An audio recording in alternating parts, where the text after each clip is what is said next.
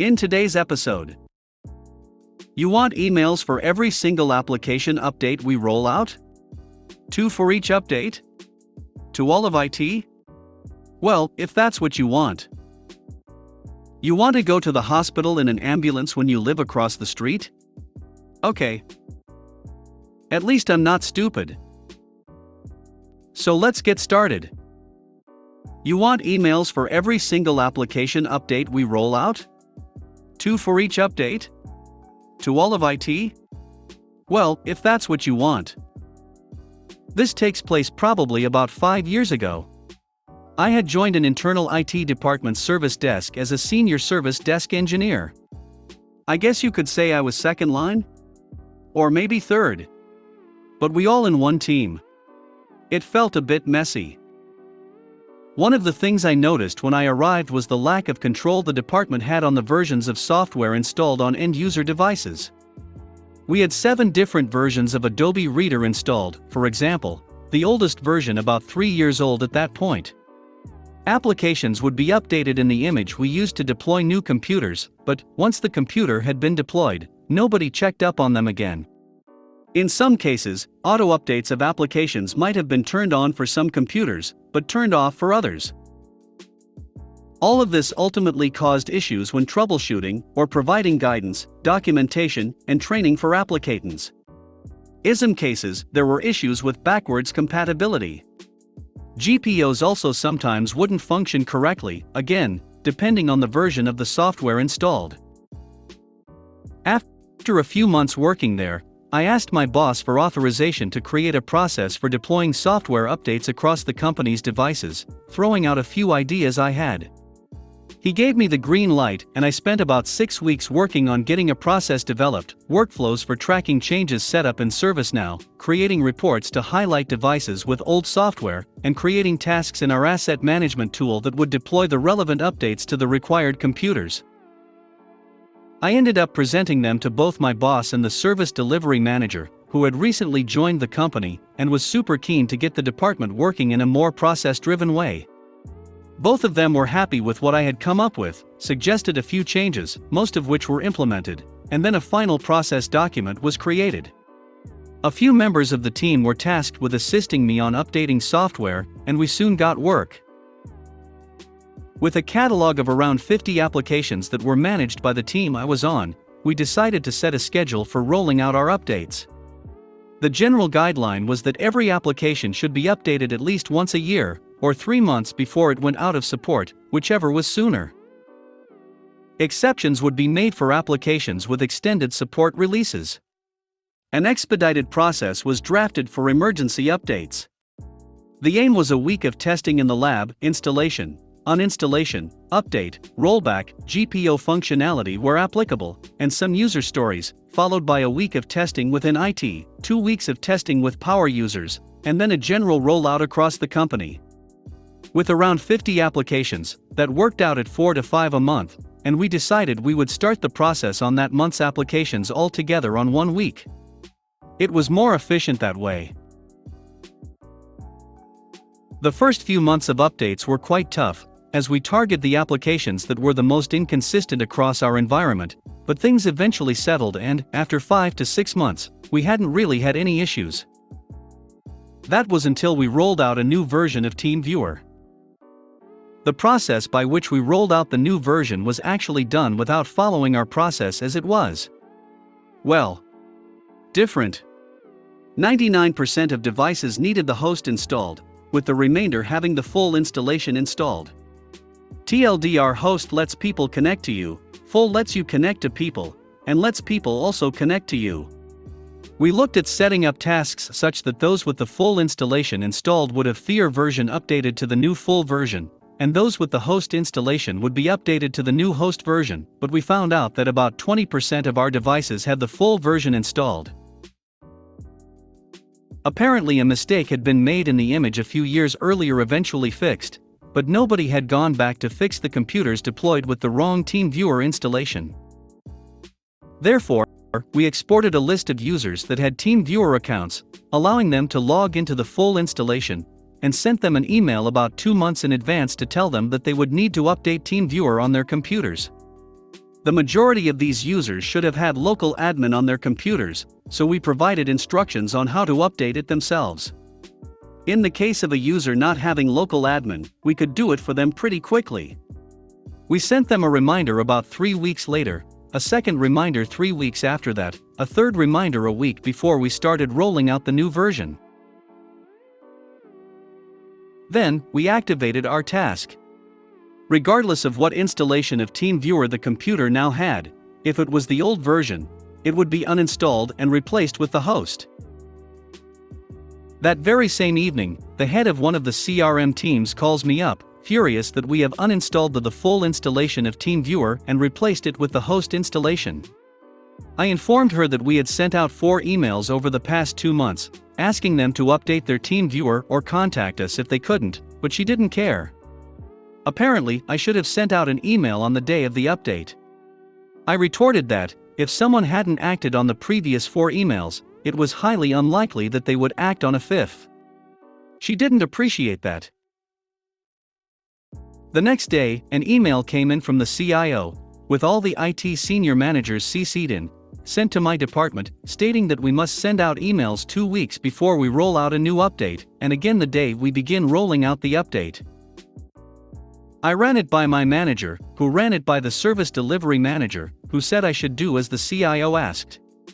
Turned out the service delivery manager was kinda spinless, never wanting to challenge his boss, the CIO, in any way. Meh. Not really my problem. It was a really easy change to make. Though I sensed that there would be some complaints down the line. Because of the way the ServiceNow workflows functioned, each update was assigned its own change and tracked independently of the others being run alongside it. Emails were already being sent out to the teams responsible for support of the application and power users to inform them about the updates. Because we didn't have groups created for the users of each application, the power user emails went out to all power users, even if they didn't use the application, even if they didn't have it installed on their computer in the first place. And, because we were running 4 to 5 updates in tandem, the users would often get 4 to 5 emails in the space of a few minutes, notifying them of new updates. But we had been clear with said users that this would sometimes be the case and most were accepting of it. I added the 2 new Activites to our workflow, such that, when the change reached the point where we were deploying it to power users, we would send an email to all of IT notifying them that an update was 2 weeks from being deployed. Then, when the change progressed to the point where we were deploying it to all users, it would send another email to all of IT notifying them that an update was now being deployed. Note that there were around 120 people working in IT. And, of those 120 people, about 30 of them were on our power users list. What's more, because an email was also sent out to the team responsible for supporting the application when we were in the lab and power user test phases, these users would now receive duplicate emails. At a minimum, members of IT would receive 8 emails in 2 batches over the course of a month. At its worst, a member of IT might receive 25. Over the next 6 to 8 weeks, members of IT started to grumble at me about the flood of emails they were now receiving about updates. Why do I keep getting all these emails about updates? It was requested by head of CRM team and approved by the CIO. That's why. Can you not send 1 email instead of 4? No, the emails are linked to the changes we log for each update and are automated. Can you not put each month's updates onto 1 change? No, because if we encounter an issue with 1 application update, it would delay the rollout of the other application updates on the change. Can you remove me from the email list for the updates? No. The CIO was very clear that all staff in IT should receive these emails, and I don't want to have to start maintaining a new Distributon group for IT staff, minus those that don't want to receive the emails. It was usually a combination of a few of the above. But eventually, probably at the end of the 2nd month, or beginning of the 3rd, by which point a total of around 2,700 emails had been sent out to 120 users, I got a visit from the CIO. Hi 8DACANS3355WMPFJ.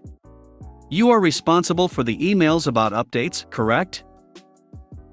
Well, ServiceNow sends them out.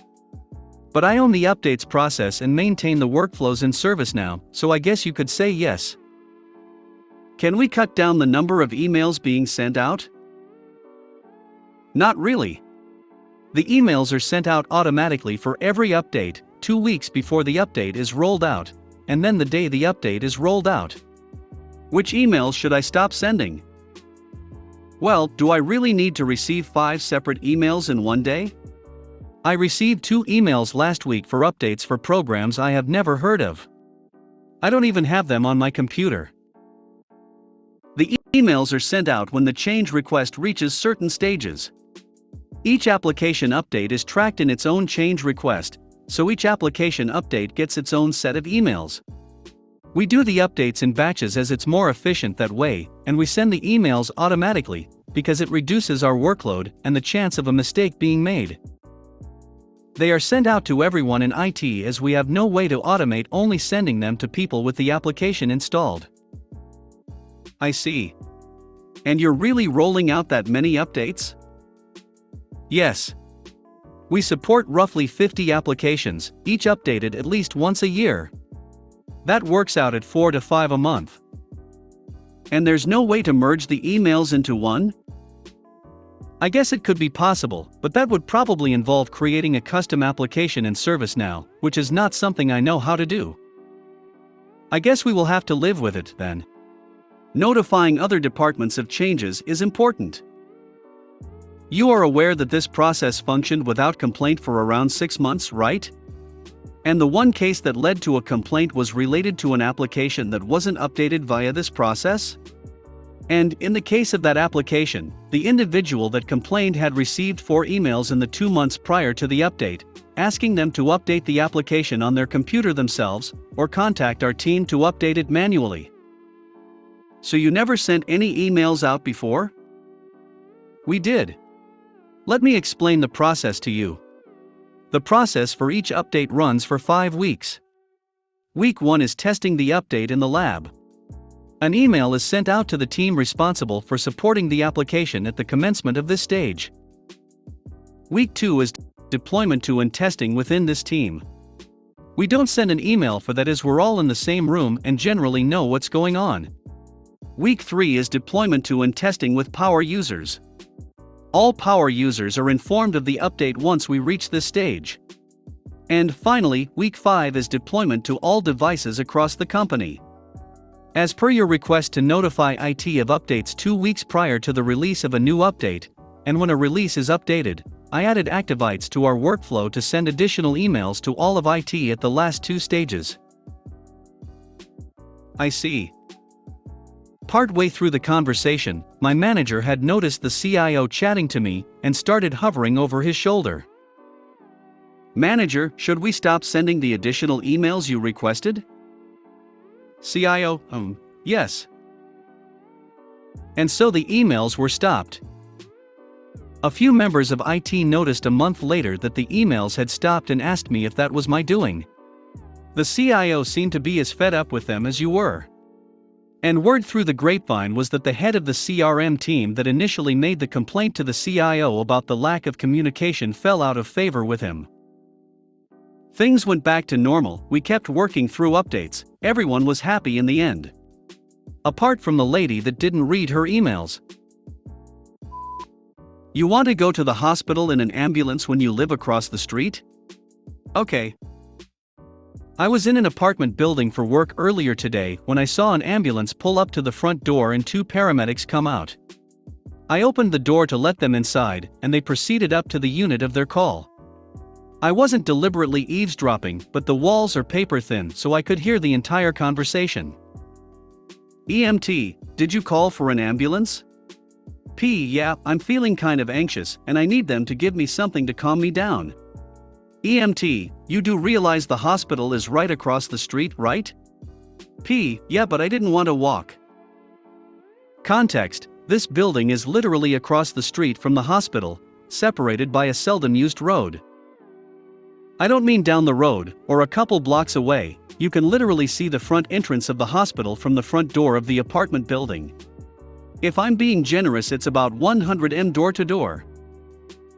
Normally an ambulance costs money, but this individual was forthcoming enough to inform the paramedics that he was on government assistance and that the program covered ambulance costs for transport to the nearest hospital. The paramedics were audibly annoyed at the situation, essentially being used as a free taxi to get across the street in the rain for a non-emergency, but they end up taking this guy down to the ambulance. When I finally left the building several minutes later, the paramedics were still sitting outside with the patient doing their assessment, hooking him up to a blood pressure and pulse monitor. The patient was annoyed that they wouldn't just drop him off at the hospital, but policies are policies, and the paramedics could be liable were a medical emergency to occur en route to the hospital. As I drove away, they were still sitting outside. A part of me hopes they're still out there, assessing, hours later. Perhaps the patient will learn his lesson about calling an ambulance for mundane health concerns and will elect to walk to the hospital next time. That's probably wishful thinking though. At least I'm not stupid. I just saw yesterday one of the funniest and greatest petty revenge on a rude customer at the corner store. I was not part of this, just a witness. Cast, rude man, Kathy, not real name, the cashier, the cashier's trainer. I went to the corner store to pick up some milk. I was third in line and the man at the till was being rude to Kathy. See, Kathy has Down syndrome but can do most tasks anyone else can. Sometimes a bit slower, but there are things she is good at. Packing bags was like watching a professional Tetris player getting everything in its place. The till is where she was a bit slower. Numbers always threw her off. Rude guy was paying for some gas, cigarettes, and a couple of Monster drinks. Kathy scanned the Monsters, but it didn't come up with the sale price. It was supposed to be 2 for a certain price, but if you ring them separately for some reason it rang them up at the usual price each. Her trainer was teaching her how to correct it, so she said to rude guy, "I will only be a second. Sorry for the mix-up." Now I don't know if the rude guy was having a bad day, or was just a total **** hole, but his next word stopped everyone in listening distance to stop and stare. Well, if the didn't hire R-word people, things just might get done right. Kathy looked at him still with a huge smile, as if the comment was never made. The mistake was fixed, and she gave him the correct total. Here is where Kathy got her MC. Rude guy kept putting his card in the reader, but it never worked. He said, "Your machine is broken. It won't read my card. It must be as R-word as you are." He tried another 2 times and was about to rant more when Kathy looked him square in the face and said these beautiful words, "I may be R-word and the machine may be R-word, but at least we aren't stupid. Who tries to use their Medicare card to pay for things? Too bad you can't say that." That is when he looked, and sure enough it was the wrong card. Using his bank card he paid and started leaving when Kathy called behind him, "If you lost your car in the parking lot I can help you find it. After all, I am just R-word and not stupid." I can imagine that would have cost most people their job, but I think Kathy will come out of this unscathed. Perhaps a talking to, but nothing more. At least I hope not. She is on till next time I go. Thanks for watching.